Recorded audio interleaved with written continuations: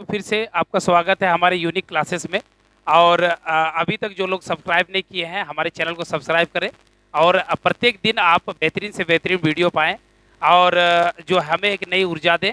तो चलिए सब आज के इस क्लास में हम लोग सीखेंगे लेजर के बारे में। लेजर का ऑपरेशन होता कैसे है उसको देखने की कोशिश करेंगे। आप थोड़ा सा संयम बरतें, निश्चित रूप से मैं अच्छी तरह से आपको समझा दूंगा और दोस्तों पक्का समझ में आएगा, इसलिए बेफिक्र रहिए आप। सबसे पहले मैं आपको बता दूं कि ये लेजर स्टैंड्स करता है, ये जो एक्रोनिम्स है LASER, L for light, A for amplification, S for stimulated, E for emission and R for radiation. Light amplification by stimulated emission of radiation. Light amplification by stimulated emission of radiation. यहाँ पे कुछ ऐसे terms है जिसको आपको जानने से ही आपका लेजर का पूरा काम खत्म हो जाएगा। पहला क्या है कि जैसे लाइट एम्पलीफिकेशन, एम्पलीफिकेशन किसको कहते हैं? लाइट को बढ़ाना, लाइट को एम्पलीफाई करना। अगर मेरी आवाज को एम्पलीफाई करते हैं तो एम्पलीट्यूड को अगर बढ़ा देते हैं तो that is called the amplify. और आप लोग जानते हैं कि आपके घरों में और यहाँ वहाँ एम्पलीफायर होता है। एम्पलीफायर क्या करता है? किसी चीज को एम्पलीफाई करता, बढ़ाता है। तो एक हो गया कि एम्पलीफाई। स्टिमुलेटेड एमिशन, एम्पलीफिकेशन समझ में आ गया होगा। Stimulated emission of radiation. Stimulated एक होता है हमारा जो है स्पॉन्टेनियस, और एक होता है स्टिमुलेटेड।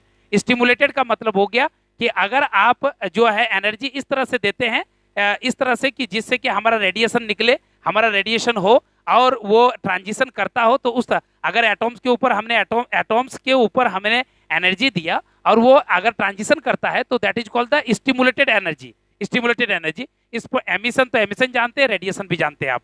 तो ये इन पांच को छोड़ करके हमें और भी कुछ टेक्निकल टर्म्स हैं जो हम लोग को जानना पड़ेगा लेजर का ऑपरेशन समझने के लिए। उसमें से एक होता है स्पॉन्टेनियस एमिशन। अभी अभी मैंने बताया कि अगर आपने एनर्जी दिया एटॉम्स को और वो अगर एनर्जी ट्रांजिट नहीं किया, वो हायर एनर्जी नहीं किया, तो उसको हम लोग स्पॉन्टेनियस एनर्जी कहते हैं, स्पॉन्टेनियस रेडिएशन भी कहते हैं, स्पॉन्टेनियस एब्जॉर्प्शन भी कहते हैं। उसी तरह से हमारा ग्राउंड स्टेट एनर्जी का वो लेवल है जिस मोस्ट ऑफ द एटॉम, अगर इस कमरे की बात करें, इसमें जो भी एटॉम्स हैं उसको दो लेवल पर हम लोग बांट सकते हैं। या अब हमारे वो सॉलिड्स में भी ये घटना होती है कि एटॉम्स की कई लेवल्स होते हैं, जैसे ग्राउंड स्टेट होता है, अनएक्साइटेड स्टेट होता है, जो इसमें मैंने बताया। एक होता है, उसके बाद है पॉपुलेशन।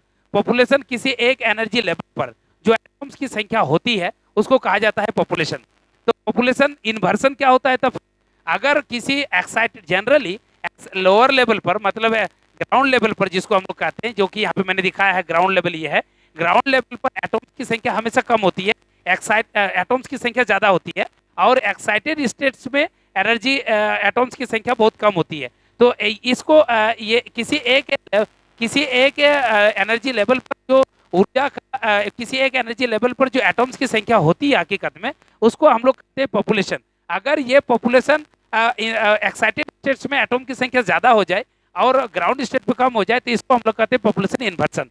तो ये तमाम बातें आपको मैंने बताया। कोहेरेंट, ऐसी लाइट जो वेल कोलिमेटेड हो, कोहेरेंट हो, एक ही फेज में आने वाले लाइट को हम लोग कोहेरेंट लाइट कहते हैं। और इस तरह से ये तमाम बात हमने समझा दिया। अब हम देखते हैं क्या कि यहाँ पे मैंने दिखाया है दो एनर्जी लेवल्स का, एक एक्साइटेड एनर्जी लेवल और ये ग्राउंड लेवल है एटॉम्स का। तो एटॉम्स का इसमें संख्या कम है, जिसको ग्राउंड लेवल भी कहते हैं। अगर दोस्तों ये एटॉम्स है, ये हमारा एक्साइटेड लेवल है। मैं आपको बता दूं कि एक्साइटेड लेवल पर एटॉम्स का जो लाइफ टाइम है ना, वो बहुत कम है। वहां पे वो बहुत देर तक रहना नहीं चाहते। कहाँ पे?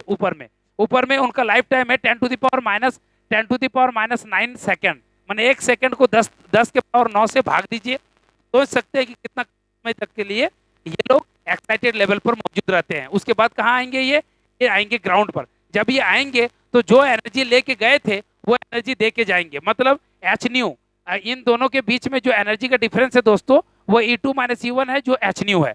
एच न्यू है। तो अगर ये जब यहाँ से यहाँ ट्रांजिशन होगा, जैसे मैंने इस पिक्चर पे दिखाया है कि अगर एटम ट्रांजिशन करेंगे, ये नीचे आएंगे तो ये लाइट छोड़ेगा। जब लाइट छोड़ेगा तो वो लाइट जो होगा, डिफरेंट डिफरेंट एटम के द्वारा निकली हुई लाइट, वो कोहेरेंट नहीं होगी, कॉलिमेटेड नहीं होगी, और वो परफेक्ट लेजर नहीं कहलाएंगी, क्योंकि वो उनका फेज अलग होगा, एम्पलीट्यूड अलग होगा, वेवलेंथ अलग होगा, फ्रीक्वेंसी अलग होगा। तो ये मेरा जो लाइट है वो सिंपल लाइट है, क्योंकि यहाँ से यहाँ ट्रांजिशन कर रहे हैं और वो ट्रांजिशन करने के कारण कोई परफेक्ट बीम नहीं मिल रही मुझे। तो इस तरह का लाइट लेकिन निकलती है, वो लाइट मेरे लिए लेजर नहीं है। अब ये दोस्तों ये पहले बता दूं कि ये एटॉम जो ग्राउंड स्टेट पर होते हैं, इसको अगर कुछ एनर्जी इस तरह से दिया जाए, जो इन दोनों के बीच के एनर्जी जो होती है ना, उसके लेवल के बराबर की एनर्जी अगर इसको दिया जाए ना, और वो यहाँ से कोई एटम अगर एक्साइटेड पे जाता है, तो उसको हम लोग कहते हैं हकीकत में जो है स्टिमुलेटेड एब्जॉर्प्शन, है ना, स्टिमुलेटेड एब्जॉर्प्शन। तो ये एब्जॉर्प्शन करके यहाँ पहुंच जाते हैं। अब देखते हैं दोस्तों लेजर कैसे होता है। ये लेजर मेरा नहीं है, लेजर मेरा यहाँ है। अगर मैंने एक पंपिंग मेथड होती है, हमारे पंपिंग मेथड कोई डिवाइस होती है जो एक्चुअली ग्राउंड लेवल से एटॉम्स को एक्साइटेड लेवल पर भेजने का काम करता है, ठीक है। तो ये मेरे एक्साइटेड लेवल पर भेजा, और भेजा इससे इस तरह से भेजा क्या कि यहाँ पे एक मेटा स्टेबल स्टेट, मतलब एक तीसरी स्टेट की भी कल्पना हम लोग करते हैं। यहाँ पे मेटा स्टेबल स्टेट है ये जहाँ पे एटॉम्स के जो लाइफ टाइम है ना, वो थोड़ा सा ज्यादा है। यहाँ पे ये मेटा स्टेबल स्टेट थोड़ा सा ज्यादा है, कितना, 10⁻⁻8 10⁻⁻8 सेकेंड, मतलब थोड़ा ज्यादा रह सकता है। तो जब इस तरह से रह सकता है, तो पंपिंग के थ्रू से हम लगातार भेजते जाएंगे, तो वहां पे एटॉम्स की संख्या ज्यादा होगी। इस तरह से हमें पॉपुलेशन इन्वर्सन अचीव कर लेंगे हम। पॉपुलेशन इन्वर्सन क्या हो जाता है मेरे लिए कि जिसमें एटॉम्स की संख्या एक्साइटेड एटॉम लेवल पे ज्यादा हो जाए, इसको कहते हैं पॉपुलेशन इन्वर्सन। अब दोस्तों क्या होगा, जब एक कोई एटॉम को उठाते हैं, वो एटॉम ट्रांजिशन कर रहा है ऊपर लेवल से एक्साइटेड लेवल से ग्राउंड लेवल पर, और संजोग से उसकी भेंट, उसकी लाइट जो है ऐसे एटॉम के ऊपर पड़ जाती है जो अभी, जिसका लाइफ टाइम अभी पूरा नहीं हुआ था, वो अब ट्रांजिशन नहीं कर रहा था, लेकिन उस लाइट के पड़ने की वजह से वो एक्साइटेड हो गया, ट्रिगर्ड कर दिया, इसको कहते हैं ट्रिगर्ड कर दिया। और ट्रिगर्ड करने की वजह से ये भी ट्रांजिशन कर दिया। अगर ट्रांजिशन कर दिया दोस्तों, तो ये जो लाइट निकाला था ना, ये जो लाइट निकाला था, ये लाइट और ये जो दोनों, चूंकि इसके वजह से ये ट्रिगर्ड हुआ, तो इसकी लाइट और इसकी लाइट दोनों मैच कर जाती है। दोनों मैच कर जाती है तो वो लाइट मेरे जो है सेम फ्रीक्वेंसी, सेम वेवलेंथ और मोनोक्रोमेटिक होगा। तो इसको कोहेरेंट लाइट भी कहते हैं। यही है मेरा लेजर। इसी तरह से बहुत सारे मल्टीपल होता है ये प्रोसेस। एक ने दूसरे को ट्रिगर किया, दूसरे ने दो ने चार को, चारों ने 16 को, इस तरह से मल्टीप्लाइड ऑफ द लाइट्स हमारे एक ही तरह के परफेक्टली कोहेरेंट बीम यहाँ से प्राप्त होती है। यही मेरा है एक्चुअल लेजर। और लेजर जो है लेजर हमारे दैनिक जीवन में बहुत सारा यूज है लेजर का। जैसे कि आप लोग मॉल वगैरह में जाते हैं तो लेजर से स्कैन होता है। जैसे आप डिस्टेंस जो मेजर करते हैं किसका, जो है चंद्रमा या सेलेस्टियल बॉडी का, तो वो भी लेजर के थ्रू से ही होता है। आप लेजर को जो है, लेजर से किडनी में होने वाले पत्थर को भी ऑपरेशन लेजर द्वारा होता है। तो वही हम लोग लेजर जो है 1917 के आसपास हमारे आइंस्टीन साहब के द्वारा जो है पोस्टुलेटेड हुई थी, परंतु इसका जो समापन हुआ, इनका जो इन्वेंटेड हुआ, वो फर्स्ट हुआ जो हमारे जो है मेमन साहब ने किया था। वो जो है फर्स्ट लेजर के शक्ल में 1960 के आसपास मिला था। तो दोस्तों अगर हमारे ये वीडियो आपको पसंद आया तो जरूर लाइक कीजिए, सब्सक्राइब कीजिए हमारे चैनल, बेल बजाइए, ताकि हमें बेहतरीन से बेहतरीन वीडियो आपके लिए लाने का मौका मिले। धन्यवाद।